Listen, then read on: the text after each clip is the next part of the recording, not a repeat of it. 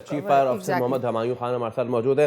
ہمایوں صاحب، کیا اطلاعات ہیں؟ اب تک کتنی ڈیتھس ہو چکی ہیں؟ کتنی ڈیڈ باڈیز آپ لوگوں نے نکالی ہیں؟ کیا اس وقت سچویشن ہے، بتائیے۔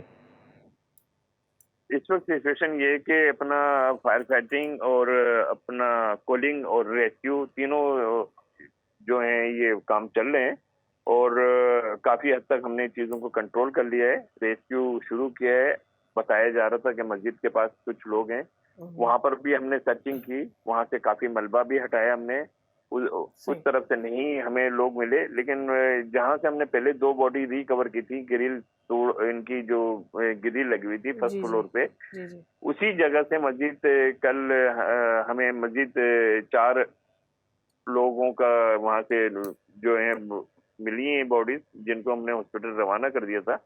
تاہم یہ ہے کہ اس وقت سچویشن یہ ہے کہ وہاں پر چیزیں اپنا جو ہے کیمپٹی ہی آن گراؤنڈ ہے اس وقت سے نا، اور الحمدللہ یہ جو کیونکہ ثانیہ کوئی چھوٹا نہیں ہے، بہت بڑا ثانیہ ہے، تو یہ ٹائم طلب ہے، اور ہمارے جس طریقے سے ملبہ ہٹتا رہے گا اور فائر سامنے آتی رہے گی، فائر بریگیڈ ہمایوں اس کو بھی صاحب یہ بجھاتا بتائیے رہے گا گا۔ کہ جب آپ اندر پہنچ رہے ہیں تو اندر سے بلڈنگ کی حالت کیسی ہے کہ آپ لوگوں کو ڈھونڈنے میں مشکل پیش آ رہی ہے؟ اندر بھی حصے گرے ہوئے ہیں بلڈنگ کے؟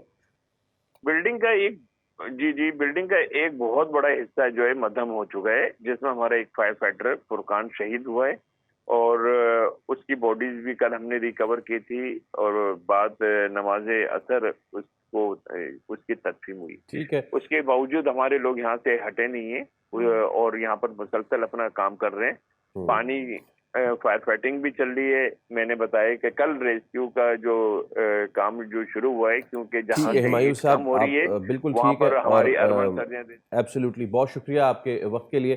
اور اس وقت یہ سچویشن ہے کہ اب مطابق 14 افراد جو ہے وہ اس افسوسناک واقعے میں ذابح ہو چکے ہیں۔